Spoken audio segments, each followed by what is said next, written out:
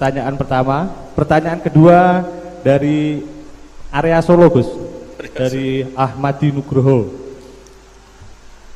Bagaimana cara kita berbakti kepada orang tua yang sudah meninggal, di mana semasa hidup orang tua kita pernah meninggalkan sholat? Pernah apa sering? Pernah meninggalkan. Pernah gampang. Ya. Kalau sering itu. Pertanyaannya, apa yang harus dan sebaiknya kita lakukan sebagai anak, Gus? Oh, ya. Enggak, Gus.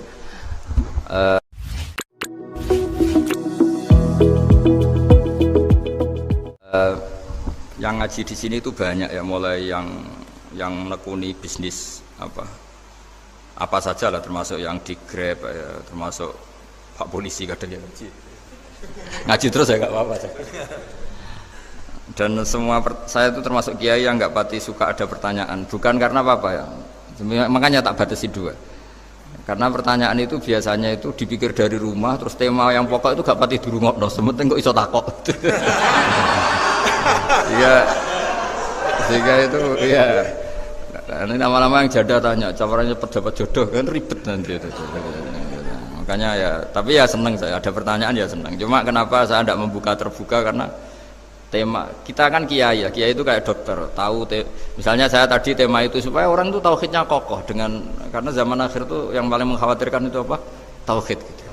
Tapi kalau tanya ini diberi hak, itu orang kan sudah punya pikiran sendiri mau ditanyakan, padahal itu subjektivitas dia. Sehingga tanya ya sudah sekadar. Tapi ya nggak apa-apa, tetap saya senang. Cuma nggak boleh banyak-banyak. Dua itu sudah kebanyakan. Yang kedua tak jawab serius. Ketika kita punya orang tua yang punya hutang, itu yang dibahas Nabi itu hutang dulu. Itu karena hak adami. Hak adami itu tuntutan. Jadi kalau dalam kitab fikih itu ada istilah haqqullah mabniun alal musamahah wa haqqul adami mabniun alal musyahah. Jadi kalau hak Allah itu Allah lebih rileks. Karena Allah itu tidak butuh disembah, tidak butuh dipuja-puja. Allah sudah terlalu besar. Al-Qayyum sudah besar sendiri. Sehingga Allah itu mudah, ngabaikan haknya itu mudah. Tapi kalau hak adami, bawaan manusia itu kalau hartanya dibawa orang itu ingat terus. Sehingga harus diselesaikan. Maka Nabi kalau mau mensolatkan jenazah tanya punya utang enggak. Tapi kalau orang itu misalnya enggak sholat atau apa, itu Nabi masih ringan. Yang ditanyakan imannya. Bukan berarti kita nyepelekan sholat, enggak. Tapi memang agama ini yang diprioritaskan itu hak adami. Sholat itu super penting, bukan penting lagi super penting. Makanya pertanyaan tadi tak teruskan dulu. Anak cucunya itu prioritas itu mikir utang dulu. Karena ini yang hak adami gitu. Ya.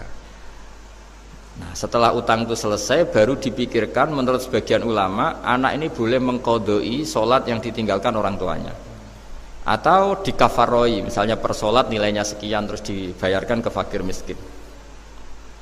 Nah, tapi pertanyaan seperti ini sepertinya mengganggu itu begini, takutnya jadi masif. Jadi masif itu gini, berhubung ada solusinya. Ini yang tanya orang mana tadi itu? Solo, ini orang Solo ini harus dikasih tahu. Berhubung ada solusinya, jangan-jangan kita yang kaya. Misalnya Pak Yusuf atau Bu Sulis kaya. Tuh nak punya tabungan, nak saya tidak usah sholat ya, nanti gampang. Karena per sholatnya kan nilainya hanya sekian gitu. Umur saya kan paling tinggal berapa, itu cukup lah apa? Iya cukup untuk mengganti, itu kan ribet. Makanya solusi itu ya kadang tidak baik, karena nanti dipakai saya naik dewi. Makanya dulu itu terkenal ada guyonan, seorang kiai ditanya, ini guyonan nyata. Pak Kiai, katanya Kiai itu orang suci, tapi kadang-kadang kok maksiat juga. Si Kiai ini jawabnya ngawur sekali. Justru yang boleh maksiat tuh Kiai, kamu nggak boleh. Terus, kenapa Pak Kiai? Dia tahu caranya tobat, kamu nggak tahu. Kacau kan? Jadi yang melanggar hukum itu kan yang pakar hukum. Tahu itu. Tahu ilmunya. Cara melanggar tapi nggak bisa dipidanakan itu. Punya penghapusnya Gus ya? Punya penghapusnya, itu kan ribet. Artinya gini ya, ada yang orang Solo tadi, kalau kadung terjadi orang tua kita tidak sholat, saya ulang, kalau kadung terjadi orang tua kita tidak sholat atau pernah meninggalkan sholat, kita sebagai kiai itu punya cara supaya yang untung tuh fakir miskin. Misalnya kita fatwa dikasih fidyah atau fida atau apa, tapi ini bukan cara yang jadi solusi, karena takutnya nanti jadi gerakan masif tadi. Gerakan tidak usah sholat diganti, ya itu kan ceribet jadi. Tapi kalau sampai ingin berbuat baik sama orang tua yang nggak pernah sholat, saran saya satu, hak adamnya selesaikan dulu, karena memang dalam syariat Islam nomor satu itu hak masyhur itu kan, ketika ada jenazah Nabi itu nggak tanya orang itu sholat nggak, tapi tanya kan punya utang nggak gitu. Sehingga kalau di kampung-kampung di mana-mana kalau ngelepas jenazah kan, kalau ada hak adami diambil alih keluarga supaya mayit ini ketemu Allah tanpa ada hak adami kan gitu, semuanya kan ya kan yang diselesaikan kan adami dulu, utang piutang itu tadi. Ya gitu ya, jadi tidak semua solusi itu baik karena takutnya tadi apa? Jadi gerakan tadi. Makanya kita jadi kiai sering bingung gitu karena mau gak fatwa itu ada yang tanya, mau fatwa takutnya tadi.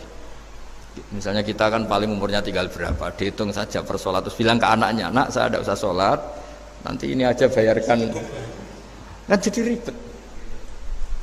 Nah, yang pertanyaan pertama tadi tentang apa? Tentang bedanya itu, penceramah. Menceramah. Itu agak provokatif. Beda itu ada dua, beda karena bodoh, nah, itu memang harus kita tinggalkan. Yang beda karena bodoh. Ada beda karena rumus ilmu, itu harus kita hormati. Saya punya sekian bukti beda ya kalau karena bodoh tentu kita tinggalkan. Tapi kalau karena rumus ilmu yang beda, misalnya gini, saya kiai yang lama di kota, saya akan lama kerja di Jogja.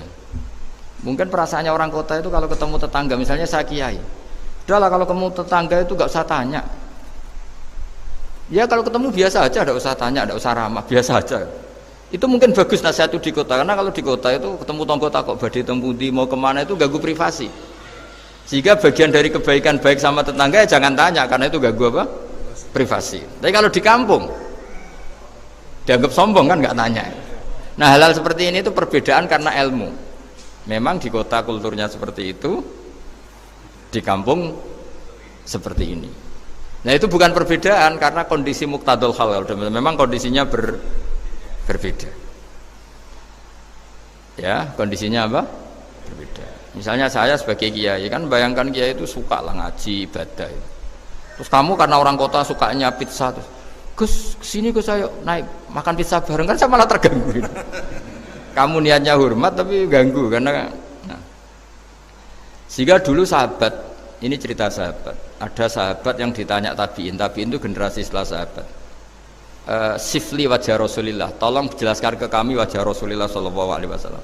Ini sahabatnya nangis. Oh maaf sekali, saya tuh gak pernah melihat wajahnya Nabi meskipun saya berpuluh-puluh tahun jadi sahabat. Juga gak pernah sowan Nabi. Saya sering jamaah sama beliau. Ditanya kenapa? Saya itu sungkan. Beliau terlalu wibawa. Jadi bentuk penghormatan sahabat ini ke Nabi justru gak berani melihat wajahnya. Dan bukti penghormatan pada Nabi, dia gak pernah sowan. Nabi itu punya anak, punya istri, punya cucu. Kalau sowan tuh ganggu. Jika dia cara berpikir, ya itu bentuk hormatnya. Ya itu ya sah saja dia cara berpikir ditakdir begitu. Tapi ada beberapa sahabat yang justru saking cintanya sering melihat wajah Nabi, sering sowan Nabi. Itu haknya dia cara berpikir begitu. Nah kira-kira seperti itu. Jadi perbedaan itu ada dua. Ada yang karena bodoh, itu tidak kita ikuti. Tapi ada perbedaan karena pengetahuan. Ya kalau karena pengetahuan harus kita ikuti, karena memang itu, ya itu kan urusan sudut pandang. Dulu ketika Mekah dikuasai Sayyidina Umar, setelah Fathu Mekah dan Umar sudah kuat betul, itu banyak sahabat yang dulunya orang Mekah, itu sama Umar disuratin, cobalah kembali ke Mekah. Di Mekah itu kamu sholat di Masjid Haram sebagaimana 1000 sholat. Sekarang Mekah aman milik kamu, silahkan kembali ke Mekah. Tapi jawabnya sahabat itu nggak mau. Paling di Mekah hanya dapat pahala 1000 sholat. Tapi kalau mengislamkan orang di daerah-daerah pedalaman itu dakbul ambiya. Ciri khas Nabi itu yang membenarkan orang itu, bukan di satu tempat. Terus sampai nambahi surat ini, wa alam anal ardo lam tuqaddis ahad, dan bumi itu tidak bisa loh mensucikan orang. Abu Lahab itu orang Mekah, Abu Jahal orang Mekah, tapi tetap begitu. Akhirnya jenis ini berpikir, ya sudah lah, gak di Mekah gak apa-apa. Andai kan Mekah itu bisa mensucikan orang, gak ada Abu Jahal, gak ada Abu Lahab. Akhirnya para sahabat nggak kembali ke Mekah, tapi berkelana ke Syria, ke Sam, akhirnya ada Islam di mana-mana. Tapi ada juga yang Mekah itu kota suci, harus diisi orang-orang suci supaya yang brengsek-brengsek nggak di sana. Ya sudah, cara berpikir begitu.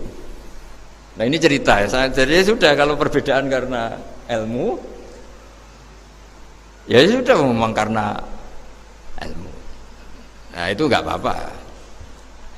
Nah kalau sampean tanya, lalu bedanya apa guys? Yang beda karena ilmu karena, ya lihat saja kalau dia orang pinter bacanya banyak berarti bedanya karena ilmu. Tapi kalau nggak pinter kok berbeda ya berarti karena tidak tahu memang. Ya kira-kira seperti itu. Baik, terima kasih sekali Gus Baha atas tausiah dan jawaban pertanyaan dari rekan-rekan semua. Alangkah lebih afdolnya Gus Baha ditutup dengan doa dari Gus Baha. Bagus.